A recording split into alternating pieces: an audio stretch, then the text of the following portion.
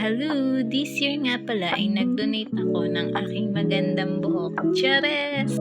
Dito sa Hair for Hope. At second time ko na pala to guys na mag-donate. Kasi nung last is sa Makati Med po ako nag-donate ng buhok. At ngayon po ay dito na sa Hair for Hope. Same din naman yung gagawin mo kasi gugupitin mo din yung buhok mo. Dito naman at least 14 inches yung haba ng hair. At pwede dito yung rebonded, yung may hair color but not severely damaged. So, ayun na nga guys, ako na yung nagupit ng hair ko para sa kung gaano kahaba yung gusto ko. Pwede naman kayo magpagupit sa salon, pero ako nag-DIY na lang ako ng gupit. Ayan, nakikita nyo naman, gupit-gupit, walang tingin-tingin sa salamin. Yan yung prepare ko na haba ng buhok.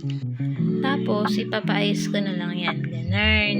Ito nga po palang Hair for Hope is may advocacy na maka-help sa mga cancer patient, sa may mga alopecia, and other concerns nyo. And may partner po sila ng mga hospital like Makati Med, The Medical City, and other hospital na mga partners nila.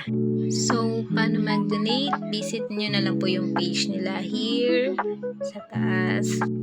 And makikita nyo na yung mga requirements, mga kung paano ipadala yung hair nyo sa Hair for Hope, and kung ano yung mga gagawin. So, ayun na, nagupit ko na siya, guys.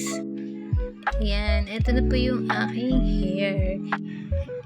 Ilalagay na natin yan sa ziplock para hindi magulo, and meron yung pangalan and contact number and email address.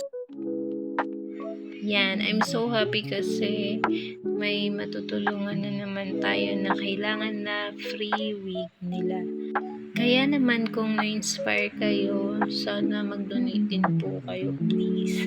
Para madami pa magawang wig at marami pang matulungan po yung Hair for Hope.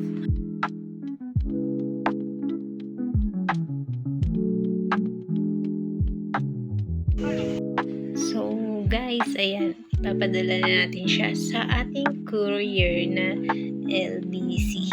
At pag na-deliver na nila yan, pwede ka na mag-request ng certificate. Yan, okay? Bye guys! Thank you!